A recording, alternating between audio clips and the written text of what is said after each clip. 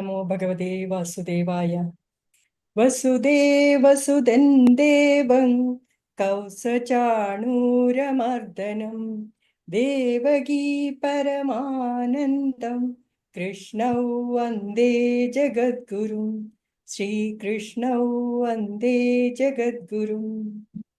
കുസ്തി YSS NYC സംസ്കാരം സംഘടന സേവ online മലയാളത്തിന്റെ ആഭിമുഖ്യത്തിൽ എല്ലാ വ്യാഴാഴ്ചയും നടത്തി വരുന്ന ഗീതാധ്യായനം 164 ദിവസത്തേക്ക് എത്തിയിരിക്കുകയാണ്.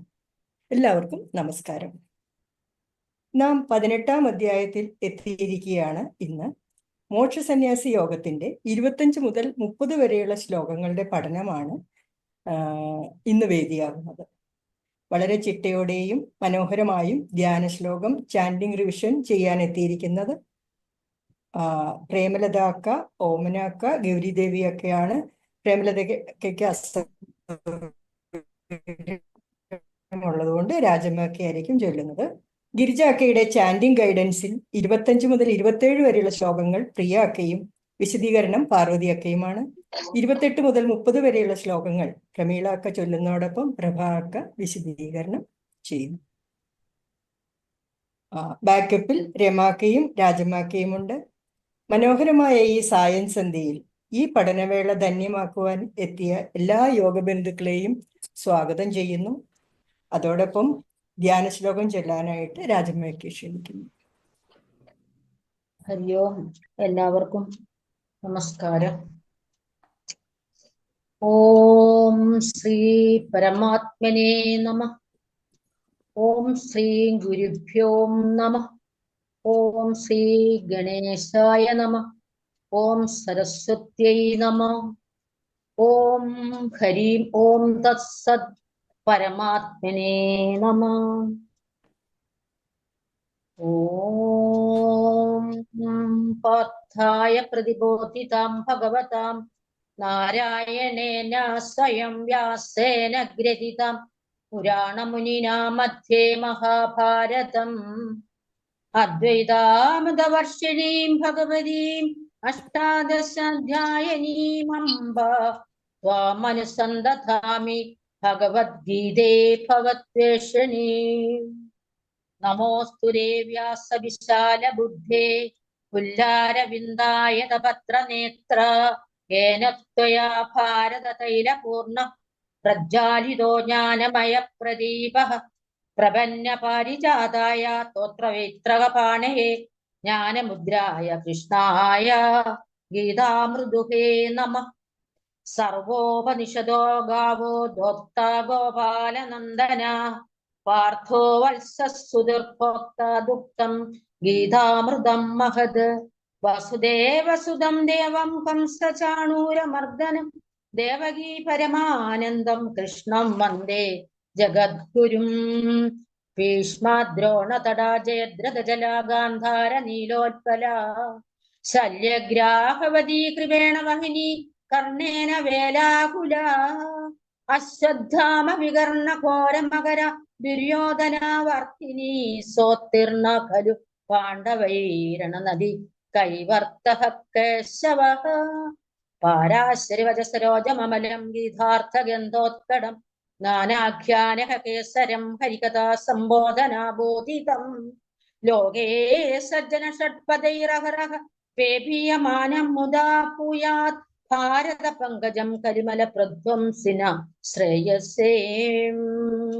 മൂകം കരോതി വാചാലം പങ്കും ലംഘേതേ ഗിരിം യത്കൃപാതമഹം വന്ദേ പരമാനന്ദമാധവം. യം ബ്രഹ്മാ വരുണേന്ദ്ര രുദ്രമരുത സ്തന്നന്തി ദിവൈസ്തവൈ വേദൈ സാംഗപദ ക്രമോപനിഷദൈ ഗായന്തി യം സാമഗാഃ. ധ്യാനാവസ്ഥിത സത്യദേന മനസ്സാ പശ്യന്ത്യം യോഗിനോ യസ്യാന്തന്ന വിദു സുരാസുരഗണാ ദേവായ തസ്മൈ നമഃ. ദേവായ തസ്മൈ നമഃ. ദേവായ തസ്മൈ നമഃ. കഴിഞ്ഞ ആഴ്ചത്തെ ശ്ലോകങ്ങൾ ചൊല്ലുന്നതിന് വേണ്ടി ഓമനാക്കയെയും ഗൗരിദേവിയൊക്കെയും ക്ഷണിക്കുന്നു.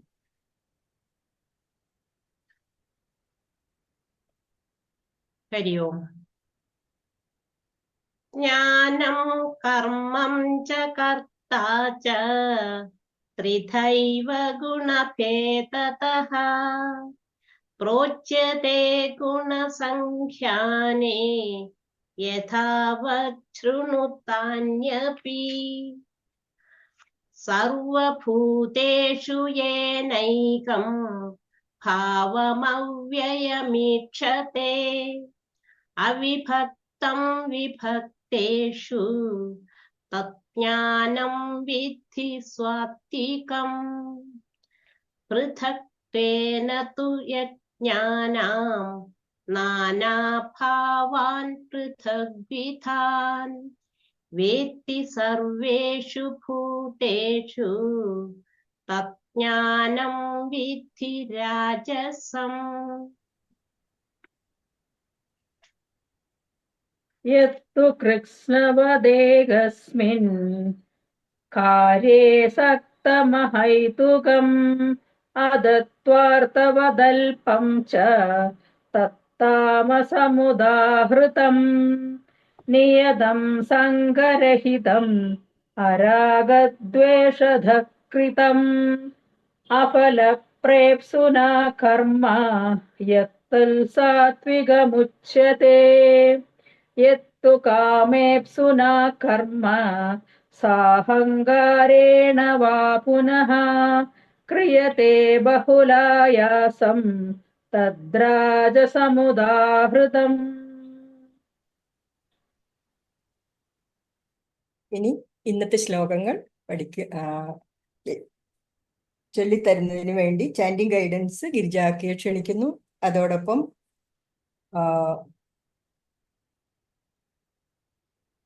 ഏറ്റു ചൊല്ലുവാൻ പ്രിയാക്കയെയും വിശദീകരണത്തിനായി പാർവതിയക്കയെയും ക്ഷണിക്കുന്നു. ഗിരിജാക്ക. ഹരി ഓം. എല്ലാവർക്കും നമസ്കാരം. ഓം ശ്രീ പരമാത്മനേ നമഃ. ഓം ശ്രീ ഗുരുഭ്യോ നമഃ. 25ാമത്തെ ശ്ലോകം നോക്കാം. അനുബന്ധം ക്ഷയം ഹിംസാം അനുബന്ധം ക്ഷയം ഹിംസാം അനവേക്ഷ്യ ച പൗരുഷം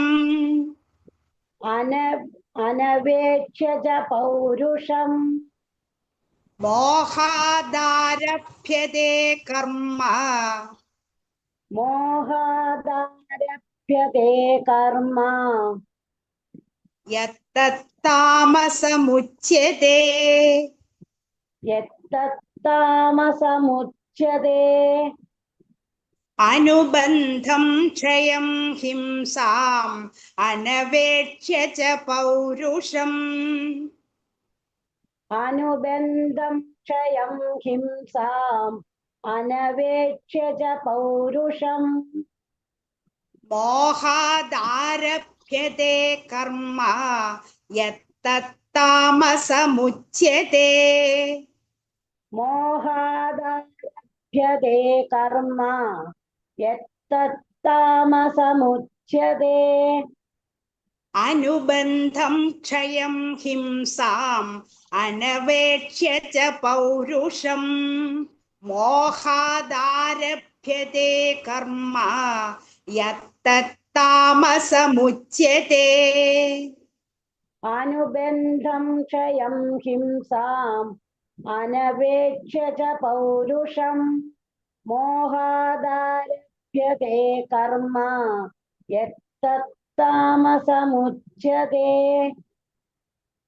അടുത്തതായി 26ാം ശ്ലോകം നമുക്ക് പഠിക്കാം. മുക്തസംഗോനഹം വാദി മുക്തസംഗോനഹം വാദി ധൃത്യുത്സാഹസമന്വിതഃ ധൃത്യുത്സാഹസമന്വിതഃ സിദ്ധ്യസിദ്ധ്യോർനിർവികാരഃ സിദ്ധ്യസിദ്ധ്യോർനിർവികാരഃ कर्ता सात्विक उच्यते कर्ता सात्विक उच्यते मुक्तसङ्गो नहं वादी धृत्युत्साहसमन्वितः मुक्तसङ्गो न वादी धृत्युत्साहसमन्वितः सिद्ध्यसिद्ध्योर्निर्विकारः कर्ता सात्विक उच्यते सिद्ध्यसिद्ध्योर्निर्विकारः कर्ता सात्विक उच्यते मुक्तसङ्गो नहं वादी धृत्युत्साहसमन्वितः सिद्ध्यसिद्ध्योर्निर्विकारः कर्ता सात्विक उच्यते मुक्तसङ्गो न वादी धृत्युत्साहसमन्वितः सिद्ध्यसिद्ध्योर्निर्विकारः कर्ता सात्विक उच्यते അടുത്തതായി 27-ാം ശ്ലോകം പഠിക്കാം. രാഗേ കർമ്മഫലപ്രേപ്സുഃ രാഗീ കർമ്മഫലപ്രേപ്സുഃ ലുബ്ധോ ഹിംസാത്മകോ ശുചിഃ ലുബ്ധോ ഹിംസാത്മകോ ശുചിഃ ഹർഷശോകാന്വിത കർത്താ ഹർഷശോകാന്വിതഃ കർത്താ രാജസഃ പരികീർത്തിതഃ രാജസഃ പരികീർത്തിതഃ രാഗേ കർമ്മഫലപ്രേപ്സുഃ ലുബ്ധോ ഹിംസാ ശുചിഃ രാഗീ കർമ്മഫലപ്രേപ്സുഃ ലുബ്ധോ ഹിംസാത്മകോ ശുചിഃ ഹർഷശോകാന്വിത കർത്താ രാജസഃ പരികീർത്തിതഃ ഹർഷശോകാന്വിതഃ കർത്താ രാജസാ പരികീർത്തിതഃ രാഗേ കർമ്മഫലപ്രേപ്സുഃ ലുബ്ധോ ഹിംസാത്മകോ ശുചിഃ ഹർഷശോകാന്വിത കർത്താ രാജസഃ പരികീർത്തിതഃ രാഗീ കർമ്മഫലപ്രേപ്സുഃ ലുബ്ധോ ഹിംസാത്മകോ ശുചിഃ ഹർഷശോകാന്വിതഃ കർത്താ രാജസാ പരികീർത്തിതഃ അടുത്തതായി ഇതിന്റെ എക്സ്പ്ലനേഷൻ നമുക്ക് ശ്രവിക്കാവുന്നതാണ്.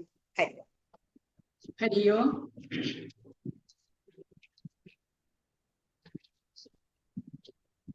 കർമ്മം ചെയ്യുന്ന കാര്യമാണ് ഇവിടെ പഠിക്കാൻ പോണത്. അത് നമ്മൾ നേരത്തെ തന്നെ ഒരുപാട് പഠിച്ചതാണ്. എങ്കിലും വീണ്ടും വീണ്ടും ഭഗവാൻ നമ്മെ കർമ്മം ചെയ്യാൻ വേണ്ടി പ്രേരിപ്പിക്കുകയാണ്.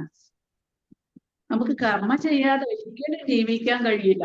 നമ്മുടെ ശരീരത്തിൽ ജീവൻ ഉള്ളിടത്തോളം കാലം നമുക്ക് കർമ്മം ചെയ്തേ തീരൂ. നമ്മൾ ചെയ്യുന്ന കർമ്മം നമുക്ക് വേണ്ടി മാത്രമുള്ളതാവരുത്.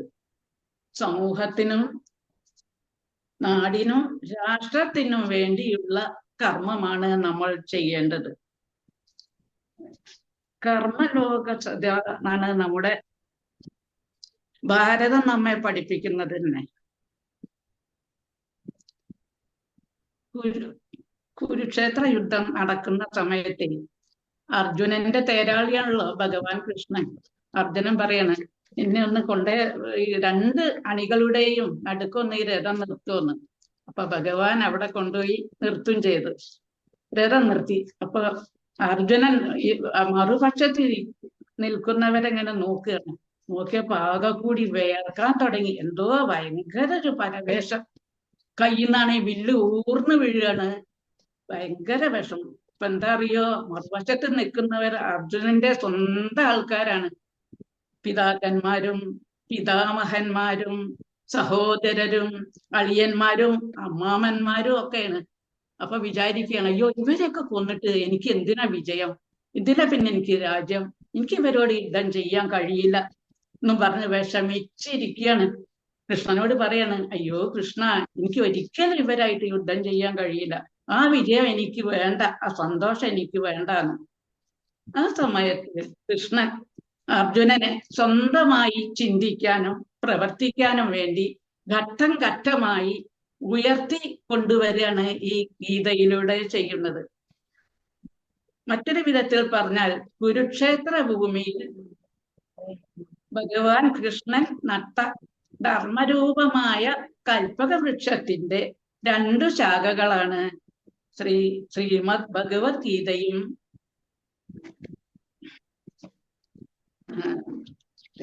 പേര് ഞാൻ മറന്നില്ല, വിഷ്ണു സഹസ്രനാമവും. അപ്പൊ അങ്ങനെ ഉപദേശം കൊടുത്ത് അർജുനനെ ഉയർത്തുകയാണ് ചെയ്യുന്നത്. ചിദാനന്ദ മൂർത്തിയായ കൃഷ്ണനാൽ നേരിട്ട് അർജുനന് ഉപദേശം കൊടുക്കുന്നതാണ് ഗീത. ഈ ഗീത തത്വാർത്ഥ ജ്ഞാന സംയുക്തമാകുന്നു. മഹാപാപം ചെയ്ത ആളായാൽ പോലും ഗീതാർത്ഥ തൽപരനായാൽ വൈകുണ്ഠം പ്രവേശിച്ച് ഭഗവാനിൽ ലയിച്ച് ആനന്ദിക്കാൻ സാധിക്കുമെന്നാണ് പറയുന്നത്.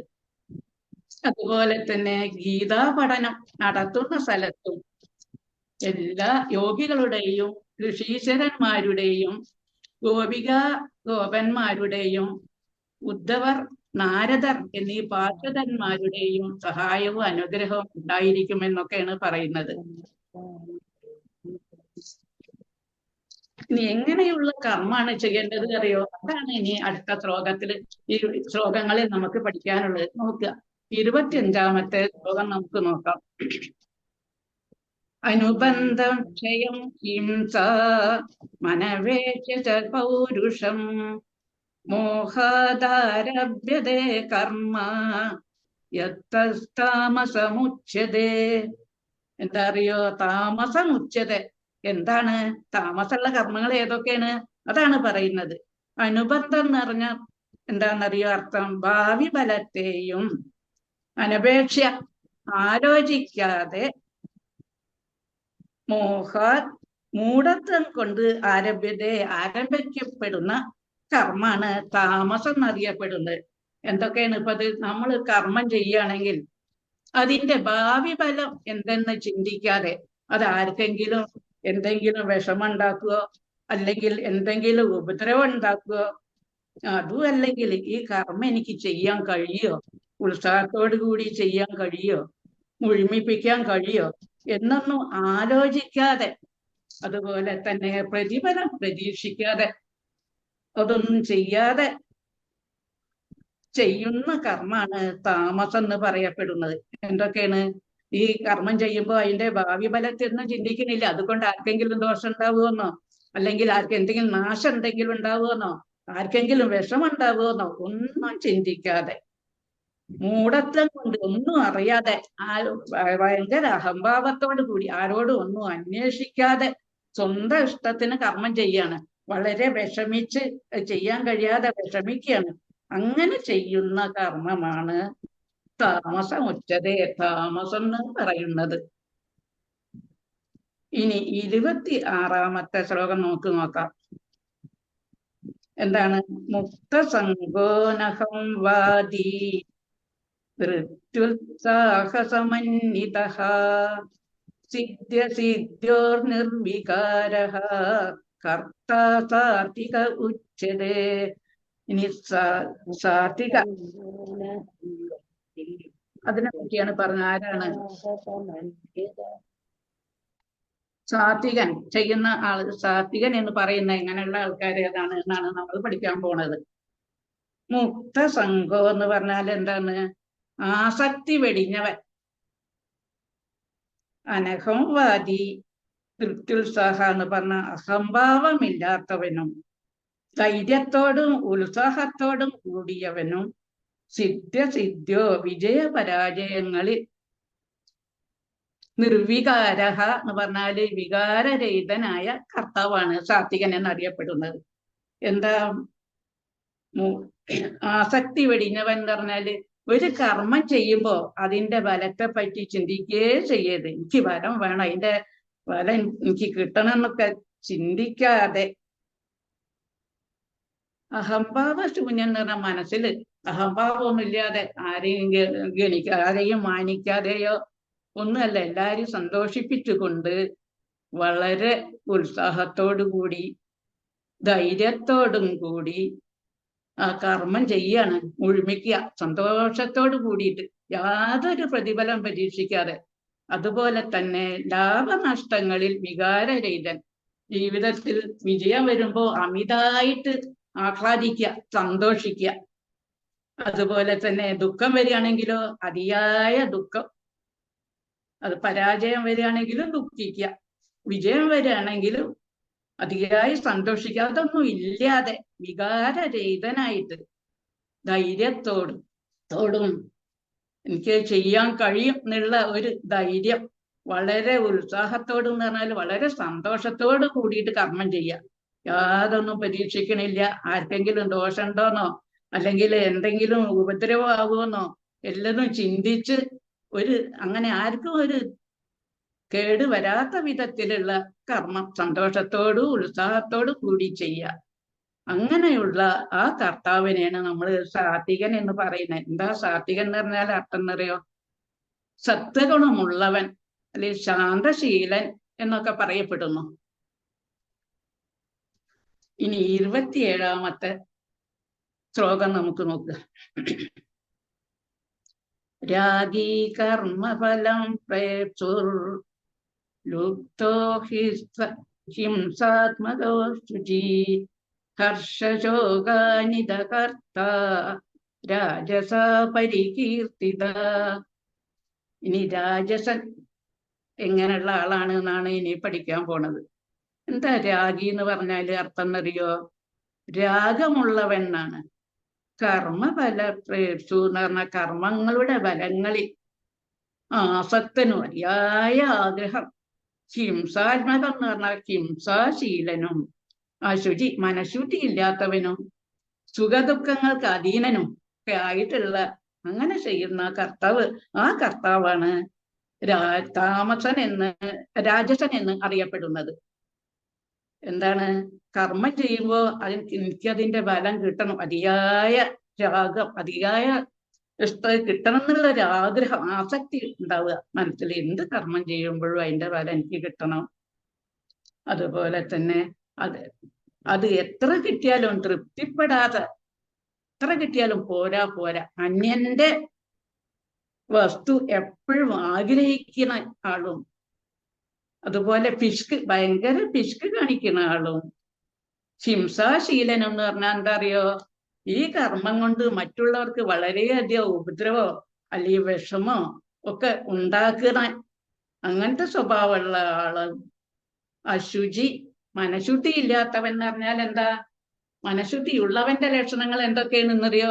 മനസ്സിൽ യാതൊരു കുനിഷ്ടം ഉണ്ടാവില്ല, അസൂയ ഉണ്ടാവില്ല, അതുപോലെ മറ്റുള്ളവരെ പറ്റി യാതൊരു പരദൂഷം പറയൂല, എല്ലാവരുടെയും സ്നേഹം സമ്പാദിച്ചിട്ടുള്ള, എല്ലാവരും ഇഷ്ടപ്പെടുന്നതും അഹംഭാവമില്ലാത്തൊക്കെ ആളാണ് മനഃശുദ്ധി ഉള്ള ആള്. അതൊന്നും ഇല്ലാത്തവനും. സുഖദുഃഖങ്ങളിൽ അധീനൻ, സുഖം വരുമ്പോൾ അധികം സന്തോഷിച്ച് ആഹ്ലാദിക്കുക, അതുപോലെ തന്നെ ദുഃഖം വരുമ്പോഴോ ഭയങ്കരമായിട്ട് വിഷമിക്കുക, അതിനുണ്ട് അധീനനാവുകയാണ് സുഖദുഃഖങ്ങൾക്ക്. അങ്ങനെയുള്ള കർത്താവിനെയാണ് രാജസൻ എന്ന് പറയുന്നത്. എന്താ രാജസൻ എന്ന് പറഞ്ഞാൽ അറിയോ? തന്നിഷ്ടക്കാരനാണ്. അപ്പോ ഒന്നും കൂടി പറയാ, ഈ രാജസന്റെ എന്തൊക്കെയാണ്? അമിതമായ ആഗ്രഹം, കർമ്മം ചെയ്താൽ എനിക്ക് അതിന്റെ ഫലം കിട്ടണം എന്നുള്ള അതിയായ ആഗ്രഹം, എത്ര കിട്ടിയാലും പോരാ എന്നുള്ള ഒരു തോന്നൽ വരിക, അന്യന്റെ മുതല് ആഗ്രഹിക്കുക. അതുപോലെ കർമ്മം ചെയ്യുമ്പോൾ സന്തോഷം ഇഷ്ടമൊന്നും ഇല്ലാതെ ആർക്കോ വേണ്ടി ചെയ്യുന്നത് പോലെ ചെയ്യുക, മറ്റുള്ളവർക്ക് വളരെ ദ്രോഹം വരും, അതൊന്നും ശ്രദ്ധിക്കണില്ല. അതുപോലെ തന്നെ അവർക്ക് എന്തെങ്കിലും വിഷമുണ്ടാവുമോ എന്നുള്ള ഒന്നും ചിന്തിക്കാതെ അശുചിയായ മനസ്സോട് കൂടിയിട്ട് മനഃശുദ്ധി ഇല്ലാതെ കർമ്മം ചെയ്യുക, പെരുമാറുക, മറ്റുള്ളവരോട് പെരുമാറുക. സുഖദുഃഖങ്ങളിൽ അധീനനായിട്ടുമുള്ള കർത്താവാണ് രാജസൻ എന്ന് പറയുന്നത്. അപ്പൊ എന്തൊക്കെ 3 കാര്യങ്ങളാണ് നമ്മളിപ്പോ പഠിച്ചത്. ഏതൊക്കെ അറിയോ?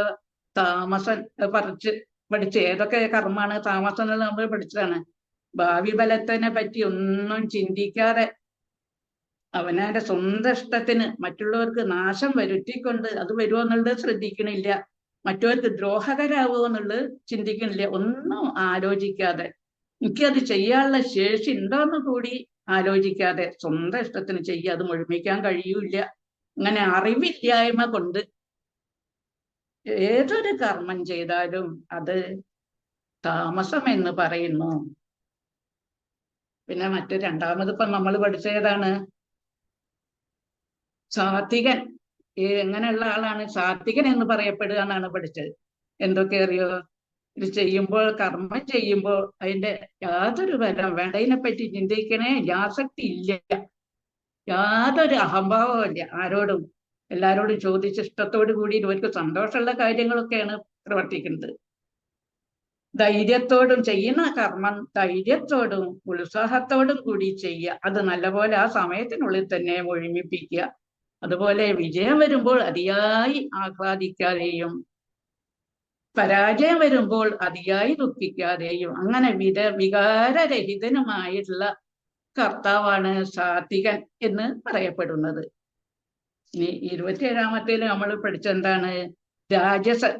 അതാരാന്ന് പഠിച്ചത്? എങ്ങനെ അറിയോ? അതിയായ രാഗമുള്ളവനും കർമ്മം ചെയ്യുമ്പോൾ എനിക്ക് കിട്ടണം എന്നുള്ള അതിയായ ആശ, മറ്റുള്ളവരെ വസ്തുക്കളോ അല്ലെങ്കിൽ പണമോ ഒക്കെ അതിയായി മോഹിക്കുക, എത്ര കിട്ടിയാലും പോരാന്ന് തോന്നുക. പിശുക്കനായിട്ടുള്ള ആളും ചെലവാക്കാനൊക്കെ മടി, ഹിംസാൽപനം, മറ്റുള്ളവരെ ഹിംസാശീലൻ എന്ന് പറഞ്ഞാൽ വളരെയധികം പ്രയാസം ഉണ്ടാക്കുന്ന കർമ്മങ്ങൾ ചെയ്യുക. അവരുടെ മനസ്സിനൊക്കെ മുറിവ് തട്ടുന്ന രീതിയിലുള്ള പ്രവർത്തനങ്ങൾ ചെയ്യുന്ന ആളും മനഃശുദ്ധി ഇല്ലാത്ത, മനസ്സിൽ നിറച്ച് കുനിഷ്ടും മറ്റുള്ളവരെ പറ്റി അസൂയയും പരദൂഷണം പറയുന്ന ഒക്കെ അങ്ങനെയുള്ള കർത്താവിനാണ് രാജസൻ എന്ന് പറയുന്നത്. അപ്പൊ നമ്മുടെ ലക്ഷ്യം എന്താണെന്നറിയോ? കർമ്മം ചെയ്യണം. ആ കർമ്മം എങ്ങനെയുള്ളതായിരിക്കണം? സമൂഹത്തിനും നാടിനും രാഷ്ട്രത്തിനും ഉപകരിക്കുന്ന രീതിയിലുള്ള കർമ്മമാണ് നമ്മൾ ചെയ്യേണ്ടത്. 2 വരി പാട്ടാണ് എനിക്ക് ഓർമ്മ വരുന്നത്. ഏതറിയോ? കർമ്മം ചെയ്യുക നമ്മുടെ ലക്ഷ്യം, കർമ്മഫലം തരുമീശ്വരനല്ലോ. ആരാ കർമ്മഫലം തരുന്ന ആള്? ഭഗവാനാണ്, അല്ലാതെ വേറെ ആരുമല്ല. അപ്പൊ ഭഗവാനിൽ ഭക്തി അർപ്പിച്ചുകൊണ്ട് നല്ല കർമ്മങ്ങൾ ചെയ്യാനാണ് ഭഗവാൻ ഇവിടെ പറയുന്നത്. ഇത്രയും നേരം ഇതിന് എനിക്കൊരു അവസരം തന്ന സമിതിയോടും അതുപോലെ തന്നെ എൻ്റെ ഈ വിവരണം കേട്ട യോഗ ബന്ധുക്കൾക്കോടും നന്ദി പറഞ്ഞുകൊണ്ട് ഞാൻ ഈ വിവരണം ഇവിടെ അവസാനിപ്പിക്കുകയാണ്. നമസ്കാരം. ഹരിയോം. ഹരിയോം. അടുത്തതായി 28, 29, 30 ശ്ലോകങ്ങളുടെ ഏറ്റുചൊല്ലുന്നതിന് വേണ്ടി ഉഷ ഹരീഷ് അക്കയെയും വിശദീകരണത്തിനായി പ്രഭാക്കയെയും ക്ഷണിക്കുന്നു. ഗിരിജാക്ക. ഹരിയോം. 28-ാമത്തെ ശ്ലോകം പഠിക്കാം. അയുക്ത പ്രാകൃത സ്തബ്ധഃ. അയുക്ത പ്രാകൃത സ്തബ്ധഃ. ഷഠോ നൈഷ്കൃതികോലസഃ. ഷഠോ നൈഷ്കൃതികോലസഃ. വിഷാദീ ദീർഘസൂത്രീ ച. വിഷാദീ ദീർഘസൂത്രീ ച. കർത്താ താമസ ഉച്യത്തെ. കർത്താ താമസ ഉച്യത്തെ. അയുക്ത പ്രാകൃത സ്തബ്ധഃ. ഷഠോ നൈഷ്കൃതികോലസഃ. അയുക്ത പ്രാകൃത സ്തബ്ധഃ. ഷഠോ നൈഷ്കൃതികോലസഃ. വിഷാദീ ദീർഘസൂത്രീ ച. കർത്താ താമസ ഉച്യത്തെ. വിഷാദീ ദീർഘസൂത്രീ ച. കർത്താ താമസ ഉച്യത്തെ. उच्यते अयुक्तः प्राकृतस्तब्धः षठो नैष्कृतिको लसः विषादी दीर्घसूत्री च कर्ता तामस उच्यते अयुक्तः प्राकृतस्तब्धः षठो नैष्कृतिको लसः विषादी दीर्घसूत्री च कर्ता तामस उच्यते. അടുത്തതായി 29ാമത്തെ ശ്ലോകം പഠിക്കാം. ബുദ്ധേർഭേദം ധൃതേശ്ചൈവ बुद्धेर्भेदं धृतश्चैव ഗുണതസ്ത്രിവിധം ശൃണു गुणतस्त्रिविधं शृणु പ്രോച്യമാനമശേഷേണ प्रोच्यमानमशेषेण പൃഥക്ത്വേന ധനഞ്ജയ पृथक्त्वेन धनञ्जय ബുദ്ധേർഭേദം ധൃതേശ്ചൈവ ഗുണതസ്ത്രിവിധം ശൃണു बुद्धेर्भेदं धृतश्चैव गुणतस्त्रिविधं शृणु പ്രോച്യമാനമശേഷേണ പൃഥക്ത്വേന ധനഞ്ജയ प्रोच्यमानमशेषेण पृथक्त्वेन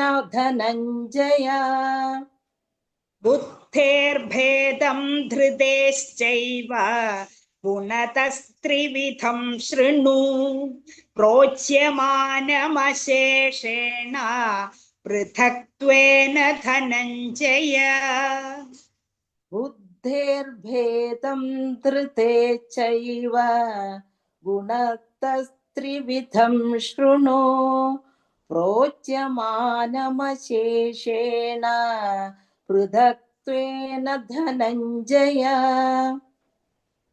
അടുത്തതായി 30ാമത്തെ ശ്ലോകം പഠിക്കാം.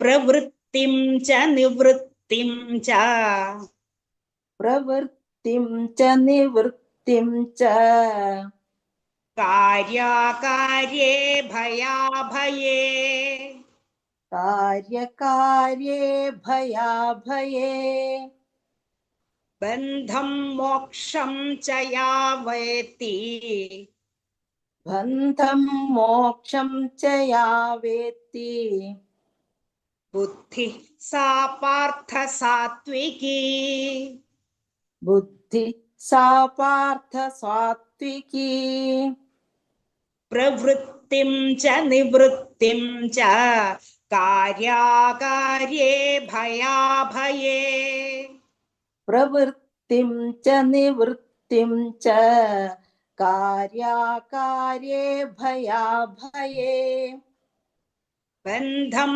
मोक्षं च या वेत्ति बुद्धिः सा पार्थ सात्विकी बन्धं मोक्षं च या वेत्ति बुद्धि सा पार्थ सात्विकी प्रवृत्तिं च निवृत्तिं च कार्याकार्ये भयाभये बन्धं मोक्षं च या वेत्ति बुद्धिः सा पार्थ सात्विकी प्रवृत्तिं च निवृत्तिं च कार्याकार्ये भयाभये बन्धं मोक्षं च या वेत्ति बुद्धि सा पार्थ सात्विकी. അടുത്തതായി ഈ 3 ശ്ലോകങ്ങളുടെയും എക്സ്പ്ലനേഷൻ നമുക്ക് കേൾക്കാം. ഹരി ഓം. ഹരിയോമക്ക ഹരിയോം ഹരിയോമക്ക. അങ്ങനെ നമ്മള് അധ്യായം 18 മോക്ഷ സന്യാസ യോഗം, അതായത് ഭഗവത്ഗീതയിലെ അവസാനത്തെ അധ്യായത്തിൽ എത്തിയിരിക്കുകയാണ്. അപ്പോ ആ ശ്ലോകം 28 നോക്കാം നമുക്ക് ആദ്യമായിട്ട്. അയുക്തഃ പ്രാകൃതഃ സ്തബ്ധഃ ഷഡോ നൈഷ്കൃതികോ ലസഃ വിഷാദീ ദീർഘസൂത്രീ ച കർത്താ താമസ ഉച്യതേ. ഇപ്പൊ കഴിഞ്ഞ ഇതിന്റെ മുമ്പുള്ള 3 ശ്ലോകങ്ങളിൽ അക്ക പറഞ്ഞു തന്നു നമുക്ക് എല്ലാവർക്കും താമസൻ, രാജസൻ, സാത്വികൻ ഇവര് എങ്ങനെ ഇരിക്കും എന്നുള്ളതൊക്കെയാണ് ഇപ്പൊ പറഞ്ഞു തന്നത്. അതിൽ തന്നെ ഈ ശ്ലോകത്തിൽ പറഞ്ഞു തരുന്നത് താമസന്റെ എങ്ങനെ ഒന്നും കൂടി വിശദീകരിച്ച് തരികയാണ്, താമസൻ എങ്ങനെ ഇരിക്കും എന്നുള്ളത്. അപ്പൊ ഇത് ഈ ശ്ലോകത്തിൽ പറയുന്നത് എപ്പോഴും ശാസ്ത്ര നിഷിദ്ധങ്ങളായ കർമ്മങ്ങളിൽ ഏർപ്പെടുന്നവനും ഭൗതികവാദിയും ദുർവാശിക്കാരനും ചതിയനും മറ്റുള്ളവരെ അപമാനിക്കുന്നതിൽ സമർത്ഥനും അലസനും ദുഃഖിതനും കർത്തവ്യം നീട്ടിവെച്ചു കൊണ്ടിരിക്കുന്നവനുമായ ഒരാളെ താമസൻ എന്ന് പറയുന്നു എന്നാണ് ഈ ശ്ലോകത്തിൽ കൂടെ ഭഗവാൻ നമുക്ക് പറഞ്ഞു തരുന്നത്. അതായത് ശാസ്ത്ര ഗ്രന്ഥങ്ങൾ നിർദ്ദേശിച്ചിട്ടുണ്ട് ഏതെല്ലാം കർമ്മങ്ങൾ ചെയ്യണം, ഏതെല്ലാം ചെയ്യാൻ പാടില്ല എന്നുള്ളതൊക്കെ കഴിഞ്ഞ ഓരോ ഇതില് ഭഗവാൻ നമുക്ക് പറഞ്ഞു തന്നിട്ടുണ്ട് കഴിഞ്ഞ അധ്യായങ്ങളിലൊക്കെ. പക്ഷെ ഇവരെന്ത്, ഈ താമസൻ ഇതെല്ലാം അവഗണിച്ചുകൊണ്ട് അയാൾക്ക് ഇഷ്ടമുള്ള പോലെ ചെയ്യുള്ളൂ. അരുതാത്ത കർമ്മങ്ങളാണ് ഇവരധികം ചെയ്യുക. ഇവരെന്തായിരിക്കും? ഭൗതികവാദികളായിരിക്കും. അവർ പ്രകൃതി ഗുണങ്ങൾക്ക് അനുസരിച്ചാണ് പ്രവർത്തിക്കുന്നത്. ഈ പ്രകൃതി ഗുണങ്ങളൊക്കെ നമ്മൾ കഴിഞ്ഞ പല അധ്യായങ്ങളിലും ഭഗവാൻ പറഞ്ഞിട്ടുണ്ട്. പ്രകൃതിയിലുള്ള 3 ഗുണങ്ങൾ എത്രയോ പഠിച്ചു നമ്മള്, സത്വഗുണം, രജോ ഗുണം, തമോ ഗുണം. അപ്പൊ ഈ ഓരോ ഗുണങ്ങൾ അനുസരിച്ച് നമ്മൾ എല്ലാ മനുഷ്യരിലും ഈ 3 ഗുണങ്ങളുണ്ട്. പക്ഷെ അതിന്റെ ഏറ്റക്കുറച്ചിലുകൾ വരുന്നു. പിന്നെ ചില സമയങ്ങളിൽ നമ്മളിൽ തമോ ഗുണം കൂടുതലായി വരുന്നു. ഇങ്ങനെയൊക്കെ പലതും വരുന്നുണ്ട്. പക്ഷെ അത് ഇവർ കർമ്മം ചെയ്യുക അത് പ്രകാരമാണ്, അല്ലാതെ അവരൊന്നും മാറാൻ പോകുന്നില്ല. അവർക്ക് ഏതാ ഇഷ്ടം എന്നുള്ളത് തോന്നിയിട്ട് ചെയ്യും. ഈ ശാസ്ത്രം നിർദ്ദേശിച്ചു അത് ചെയ്യരുത് ഇത് ചെയ്യരുത് പറഞ്ഞാൽ ഇതൊന്നും ഇവരുടെ മനസ്സിലേ ഉണ്ടാവില്ല. അവരെന്താ തോന്നുന്നത് വെച്ചാൽ അവര് ചെയ്യും. ഈ താമസ ഗുണങ്ങളുള്ളവരെന്നാണ് പറയുന്നത്.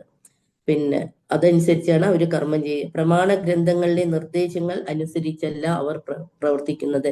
ഈ ഗ്രന്ഥങ്ങളിലും ഒക്കെ എന്താണ് ഭഗവാൻ ആദ്യം തൊട്ടേ നമുക്ക് പറഞ്ഞു തരുന്നത് എങ്ങനെയാണ്? ഈ ഭഗവത്ഗീതയുടെ ലക്ഷ്യം എന്താണ്? ഒരു മനുഷ്യൻ എങ്ങനെയാണ് സമൂഹത്തിൽ ജീവിക്കേണ്ടത്, അതാണ് നമുക്ക് മെയിൻ ആയിട്ട് പറഞ്ഞു തരുന്നത്. അത്രയും പറഞ്ഞു തന്നിട്ട് പോലും ഇതൊന്നും ഇവരുടെ മനസ്സിക്ക് ഒന്നും ഏൽക്കില്ല. അവരവരുടെ ഇഷ്ടത്തിനേ ജീവിക്കുള്ളൂ. അതിലെല്ലാം പറയുന്നുണ്ട് 3 ഗുണങ്ങൾ എല്ലാവരിലും ഉണ്ടാകും. പക്ഷെ നമ്മൾ എങ്ങനെയാണ്, ഇപ്പൊ തമോ ഗുണമുള്ള ഒരാൾക്ക് സത്വഗുണത്തിലേക്ക് വരാൻ പറ്റും. അതും ഭഗവാൻ അതിനുള്ള മാർഗങ്ങളും പറഞ്ഞു തന്നു.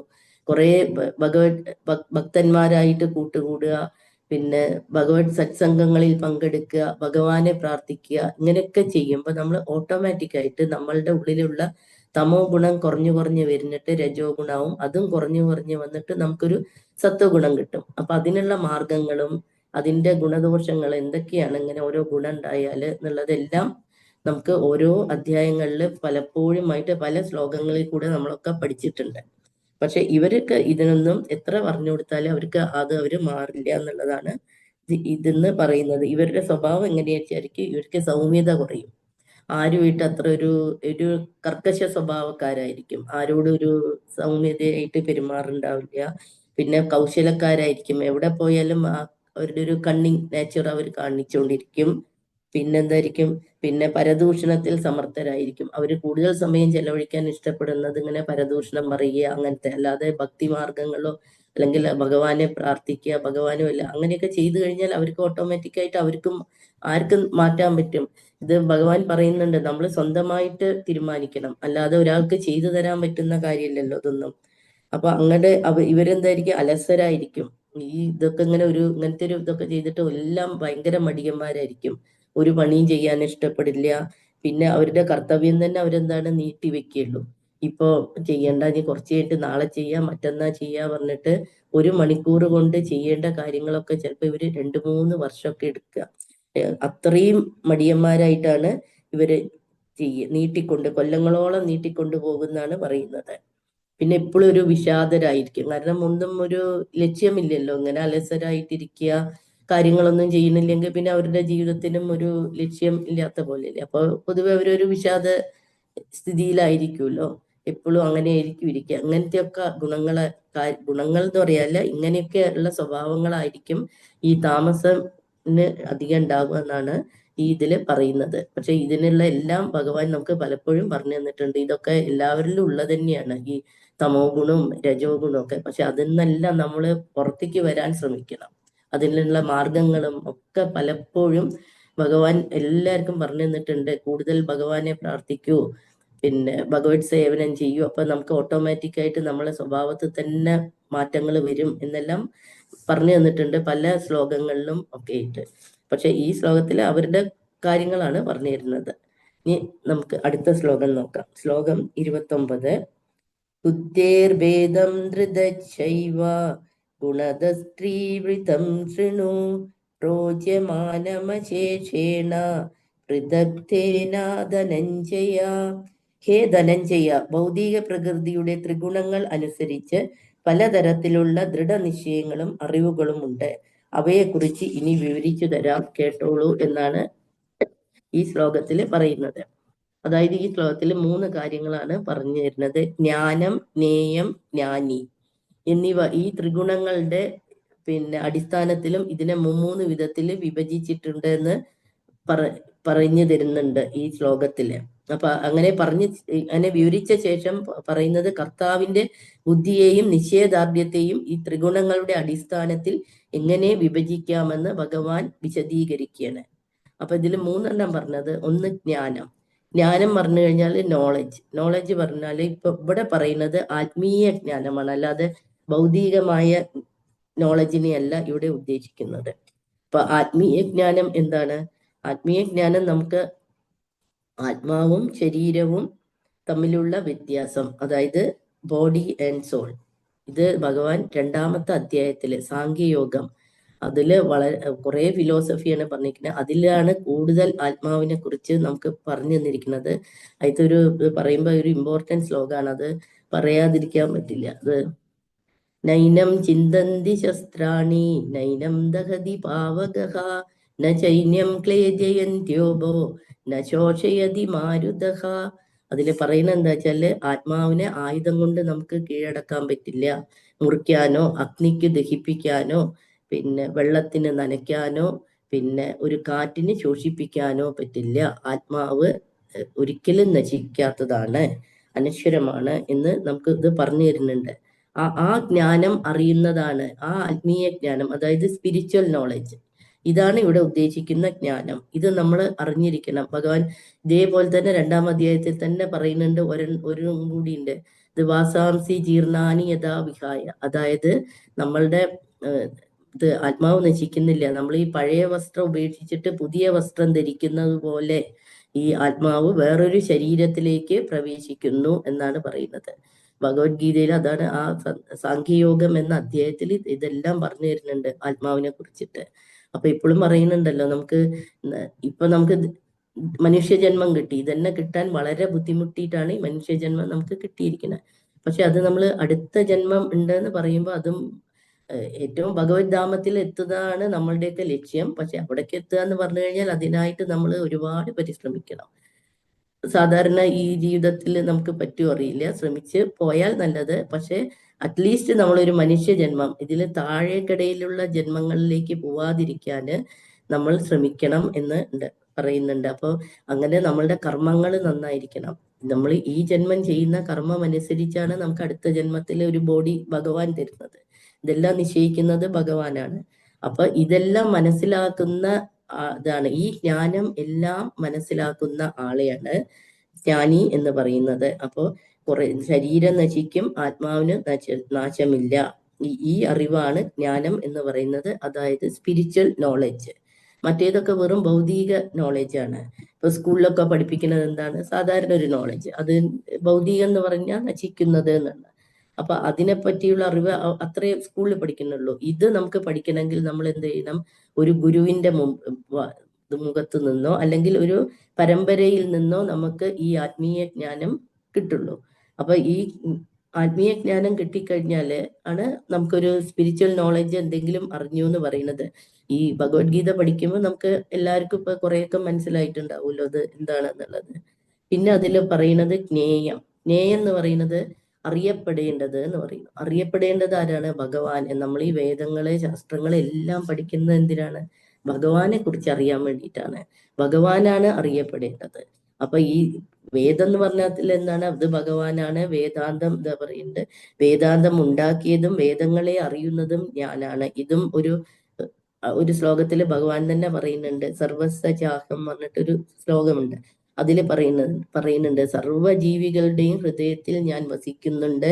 സ്മരണ, ജ്ഞാനം, മറവി എല്ലാം ഞാനാണ് ഉണ്ടാക്കുന്നത്.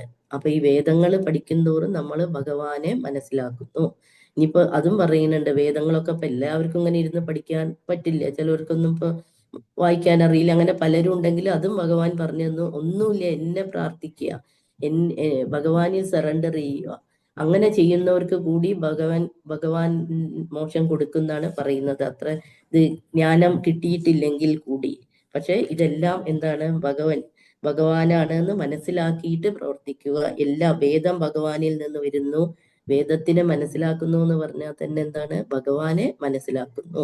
അപ്പൊ എല്ലാം ഭഗവാൻ എന്ന് നമ്മൾ മനസ്സിലാക്കി പ്രവർത്തിച്ചു കഴിഞ്ഞു. ഇതെല്ലാം കിട്ടുന്ന ആളെയാണ് ജ്ഞാനി എന്ന് പറയുന്നത്. അപ്പൊ ജ്ഞാനം എന്ന് പറഞ്ഞു കഴിഞ്ഞാല് ഇതിലുള്ള ആത്മീയ ജ്ഞാനം ഇപ്പൊ പറഞ്ഞു. ആത്മീയ ജ്ഞാനം നമ്മളുടെ ബോഡിയും ശരീരവും ആത്മാവും തമ്മിലുള്ള വ്യത്യാസം, പിന്നെ എല്ലാം ഭഗവാനാണെന്ന് മനസ്സിലാക്കുക, അതാണ് ജ്ഞേയം. ഇതെല്ലാം കിട്ടിയ ആളെയാണ് എന്ത് പറയുന്നത്, ജ്ഞാനി എന്ന് പറയുന്നത് എന്നാണ് ഈ രണ്ടാമത്തെ 29ാമത്തെ ശ്ലോകത്തിൽ കൂടെ ഭഗവാൻ നമുക്ക് പറഞ്ഞു തരുന്നത്. അപ്പൊ ശരീരവും ആത്മാവും തമ്മിലുള്ള വ്യത്യാസം, ശരീരം നശിച്ചു പോകുന്നു, ആത്മാവ് അനശ്വരമാണ്.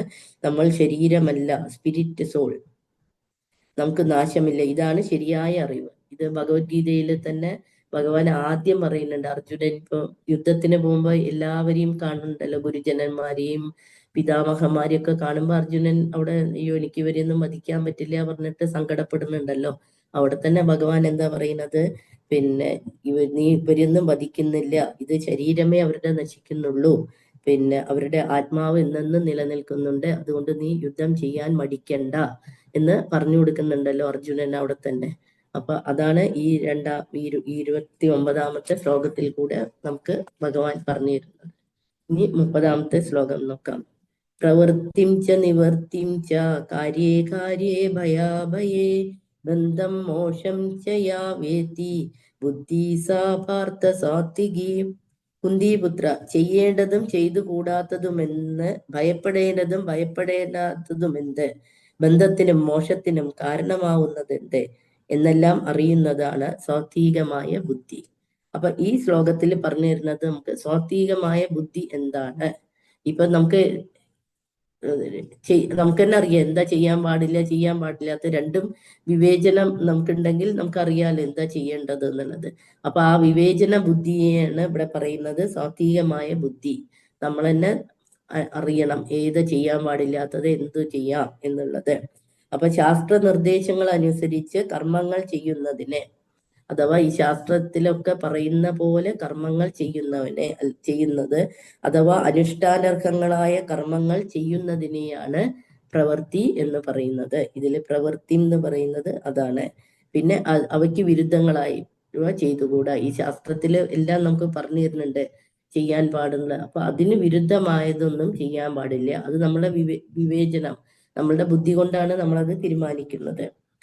പിന്നെ ശാസ്ത്രങ്ങളുടെ മാർഗനിർദ്ദേശം അറിഞ്ഞുകൂടാത്തവർ കർമ്മപ്രതീകങ്ങളുടെ ശൃംഖലയിൽ കുടുങ്ങിപ്പോകും. കാരണം ഈ പറഞ്ഞു തരുന്നത് ഇതില് ഭഗവത്ഗീതയിൽ പറഞ്ഞു തരുന്ന പോലെ ചെയ്യാത്തവർക്കൊക്കെ എന്താണ് ഉണ്ടാവുക, അവരുടെ ഈ കർമ്മബന്ധങ്ങളിൽ അവർക്ക് ഇങ്ങനെ ഓരോ കർമ്മങ്ങളിലും കുടുങ്ങിപ്പോകും പറഞ്ഞാല് പിന്നെയും അതന്നെ വീണ്ടും അതേ ജന്മം അതേ പ്രവൃത്തികൾ ചെയ്തുകൊണ്ടിരിക്കേണ്ടി വരും എന്ന് പറയാം. അങ്ങനെ അതുകൊണ്ട് ബുദ്ധി കൊണ്ട് വിവേചനം ചെയ്യുക എന്നാണ് പറയുന്നത്. നമ്മളുടെ ബുദ്ധി ഉപയോഗിച്ചിട്ട് നമ്മൾ ഏതൊക്കെ നല്ലത് എന്താ ചീത്തത് എന്താന്ന് മനസ്സിലാക്കി പ്രവർത്തിക്കണം എന്നാണ് പറഞ്ഞു തരുന്നത്. ആ അറിവാണ് സാത്വികമാകുന്നു. അങ്ങനെ നമുക്ക് അറിയുന്നത് സാത്വികമാകുന്നു. അപ്പോൾ ഭഗവാൻ ഇവിടെ പറയുന്നത്, അതായത് ശാസ്ത്രങ്ങളിൽ പറഞ്ഞതുപോലെയുള്ള കർമ്മങ്ങൾ അതേപോലെ ചെയ്യുമ്പോൾ സാത്വികമാകുന്നു. അതായത് ഈ കർമ്മങ്ങളെല്ലാം ചെയ്യുമ്പോൾ ഈ ശാസ്ത്രം നിർദ്ദേശിച്ച പ്രകാരം ചെയ്യുക, അതെല്ലാം ഒരു സാത്വികമായ ബുദ്ധിയായിരിക്കും. അങ്ങനെ ചെയ്യുന്ന കാര്യങ്ങൾ സാത്വികമായ പ്രവൃത്തി എന്ന് പറയുന്നു. ഇതാണ് ഈ 3ാമത്തെ ശ്ലോകത്തിൽ പറഞ്ഞത്. ഹരിയോം അക്ക. ഹരിയോം. ഹരിയോം. നമ്മള് 18ാം അധ്യായം എന്ന് പറയുന്നത് ഭഗവത്ഗീതയില് നമ്മള് ഒരു സദ്യക്ക് അവിയൽ ഉണ്ടാക്കുമ്പോൾ എല്ലാ സാധനങ്ങളും കൂടെ മിക്സ് ചെയ്ത് വളരെ ടേസ്റ്റി ആയിട്ട് സദ്യയുടെ പ്രധാന വിഭവം എന്ന് പറയുന്ന അവിയൽ നന്നായാൽ സദ്യ നന്നായിരുന്നു എന്ന് പറഞ്ഞതുപോലെ എല്ലാം കൂടെ മിക്സ് ചെയ്തിട്ട് നമ്മളെ വീണ്ടും എന്താണ് ചിന്തിപ്പിക്കാൻ പ്രേരിപ്പിക്കുന്ന ഒരു അധ്യായമാണ് ഈ 18-ാം അധ്യായം. അപ്പൊ നമ്മൾ നേരത്തെ ഇതെല്ലാം പഠിച്ച കാര്യങ്ങളാണ്. നമ്മളെ ആസുരീയ സ്വഭാവം, സാത്വിക സ്വഭാവം, ഇതെല്ലാം ദൈവാസുര സമ്പദ് വിഭാഗ യോഗത്തിൽ നമ്മൾ നേരത്തെ പഠിച്ചതാണ്. അതുപോലെ കർമ്മയോഗം, 3-ാമത്തെ അധ്യായത്തിൽ കർമ്മയോഗം. ഞാൻ എല്ലാവരോടും എപ്പോഴും പറയും, നമ്മൾ അത്യാവശ്യം കർമ്മയോഗം അത്യാവശ്യം പഠിക്കണം, വായിക്കണം. അപ്പൊ ഇതിനകത്തിലെല്ലാം ആസുരീയത, നമ്മളെപ്പോഴും പറയുന്ന ആസുരീയത, സാത്വിക, താമസികം, ഇതെല്ലാം നമ്മളെ പൂർവജന്മത്തിൽ ഇവിടുന്ന് പോയപ്പോൾ കൊണ്ടുപോയ ആ കുറച്ച് പ്രാരാബ്ധ സ്വഭാവങ്ങൾ നമ്മൾ തിരിച്ചു കൊണ്ടുവരുന്നു എന്ന ആണ് സങ്കല്പം. അപ്പൊ നമ്മൾ ജനിക്കുമ്പോൾ തന്നെ ഓൾറെഡി നമ്മളിൽ ഈ കൊണ്ടുപോയ സ്വഭാവങ്ങളെയെല്ലാം കൊണ്ടാണ് ഇങ്ങോട്ട് വരുന്നത്. അപ്പൊ നമ്മൾക്ക് ആ സഞ്ചിത സ്വഭാവങ്ങളുണ്ട്.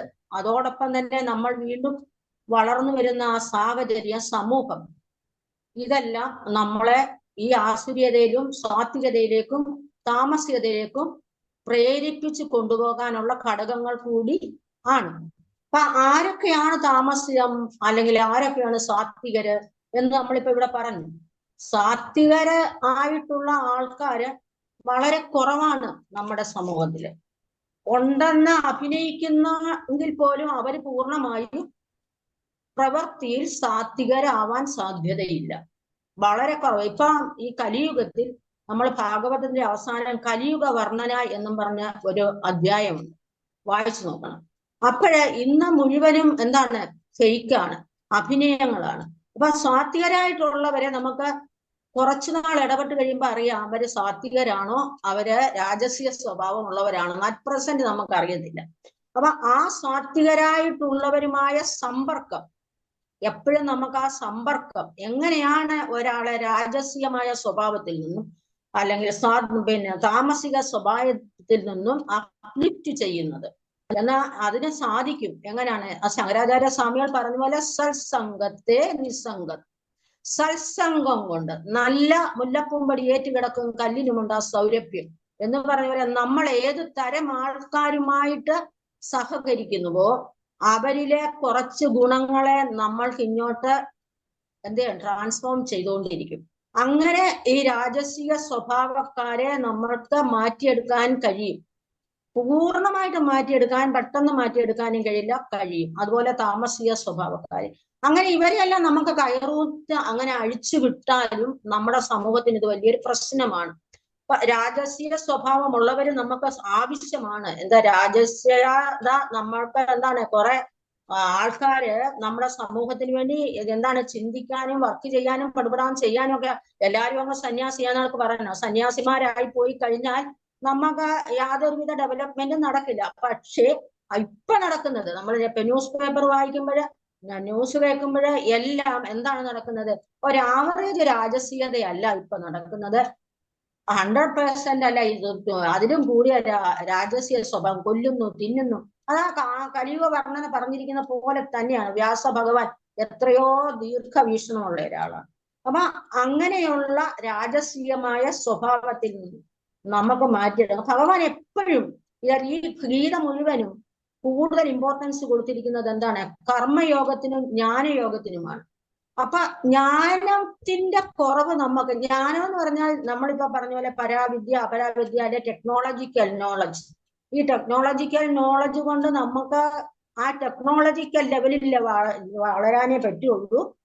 നമ്മുടെ ലൈഫിനെ അതിൻ്റെതായ തലത്തിലേക്ക് കൊണ്ടുപോകാനും ആ ലൈഫ് സക്സസ്ഫുൾ ആക്കാനും ആ ടെക്നോളജിക്കലി ഹൈലി ഡെവലപ്ഡ് ആയിട്ടുള്ള ഒരാളിന്റെ ജീവിതം അട്ടർ പരാജയത്തിൽ പോകുന്നതാണ് നമ്മൾ ഇന്ന് കണ്ടുകൊണ്ടിരിക്കുന്നത്. അങ്ങനെയുള്ള ഒരു സാഹചര്യത്തിൽ നമ്മൾ ഈ ഗീത എന്ന് പറയുന്നത് എത്രയോ എല്ലാത്തിനും ഒരു മെഡിസിൻ, ഒരു കൽപ്പവൃക്ഷം ആണ് എന്നാണ് പറയുന്നത്. ജ്ഞാനത്തിന്റെ ഒരു കലവറയാണ് ഈ ഗീത. ആ ഗീത പഠിക്കുക, വായിക്കുക അല്ല, ഇതിനകത്തിൽ ഒത്തിരി തത്വങ്ങളുണ്ട്. ഋഷിമാര് ഇതിനകത്തിലെല്ലാം തത്വങ്ങളെ ഗൂഹ്യമായിട്ട് അവസാനം പറഞ്ഞിട്ടുണ്ട്, ഗൂഹ്യതരം ഇതം എന്ന് പറഞ്ഞിട്ടുണ്ട്. ആ ഗൂഹ്യമായ തത്വത്തെയാണ് നമ്മൾ കണ്ടത്. ഇപ്പൊ അല്ലെങ്കിൽ നമ്മളിപ്പോ കുറെ രാജസികം, താമസികം അല്ലെങ്കിൽ സാത്വികം എന്ന് വാക്കുകൾ നമ്മളിങ്ങനെ കാണാതെ പഠിച്ചത് കൊണ്ടോ ഇതിങ്ങനെ റിപ്പീറ്റ് കേട്ടത് കൊണ്ടോ ഒന്നും നമുക്ക് വലിയ പ്രയോജനമില്ല. അതിനെക്കുറിച്ചുള്ള പരിപൂർണമായ ജ്ഞാനം നമുക്കുണ്ടായിട്ട് ആ ലെവലിലേക്ക് മാറാനുള്ള ജ്ഞാനം നമുക്കുണ്ട്. അപ്പൊ അതാണ്, ജ്ഞാനത്തിനാണ് ഭഗവാൻ ഏറ്റവും കൂടുതൽ പ്രാധാന്യം കൊടുത്തത്. ഒരു ജ്ഞാനിക്ക് മാത്രമേ ഒന്നിൽ നിന്നും വേറൊന്നിലേക്ക് മാറാൻ കഴിയത്തുള്ളൂ. അല്ലാത്തവന് അജ്ഞാനി, ഇതാണ് ലോകം എന്ന് അവൻ മൂഢമായി സങ്കല്പിച്ചുകൊണ്ട് ഈ തമോ ഗുണം തന്നെയാണ് എനിക്ക് സുഖം, എനിക്ക് ഒരു ജോലിയും ചെയ്യണ്ട, എനിക്കിങ്ങനെ ഉറങ്ങാം, അല്ലെങ്കിൽ മറ്റുള്ളവരെ പീഡിപ്പിക്കാം, ഇതാണ് എന്റെ സുഖം എന്ന് അവൻ വിശ്വസിച്ചിരിക്കുന്നവനെ പെട്ടെന്ന് നമുക്ക് മാറ്റാൻ കഴിയില്ല. അവന് ജ്ഞാനം എന്താണ്, അറിവ് കൊടുക്കാനുള്ള, കൗൺസിലിംഗ് കൊടുക്കാനുള്ള ഉപാധികൾ വേണം. ഇതിനെയൊക്കെ പിടിച്ചുകൊണ്ട് പോയി നമുക്ക് ഇങ്ങനെ പഠിപ്പിക്കാനും ഒക്കെയുള്ള ഒരു സംവിധാനം എന്താണ്. അപ്പൊ എല്ലാവരോടും ഞാൻ വീണ്ടും അഭ്യർത്ഥിക്കുന്നത് എന്താണ്, ജ്ഞാനമാർഗത്തിലേക്ക് തിരിയാനുള്ള മാർഗം നമ്മൾ തേടുക. അതോടൊപ്പം തന്നെ സത്കർമ്മങ്ങൾ, അതാണ് നിവർത്തി മാർഗം, പ്രവർത്തി മാർഗം അടുത്ത ശ്ലോകത്തിൽ വരുന്നുണ്ട്. നമ്മൾ ജ്ഞാനമാർഗത്തിലേക്ക് പോകുന്ന ഒരു സാത്വികന് മാത്രമേ നിവർത്തി മാർഗത്തിലേക്ക് എത്തി പുരുഷാർത്ഥത്തിലെത്താൻ പറ്റൂ. അല്ലാത്തവര് വീണ്ടും നരകത്തിലേക്ക് പൊക്കോണ്ടേ ഇരിക്കും സ്വാർത്ഥമായിട്ട് എന്ന്. ഹരിയോ. എല്ലാ അവസരം തന്നെ സിന്ധുവൊക്കെ സഹായിക്കും. ഹരിയോ അക്ക. അങ്ങനെ ഇന്നത്തെ ഭഗവത്ഗീതയുടെ പഠനം വളരെ ഭംഗിയായി പൂർത്തീകരിച്ചിരിക്കുകയാണ്.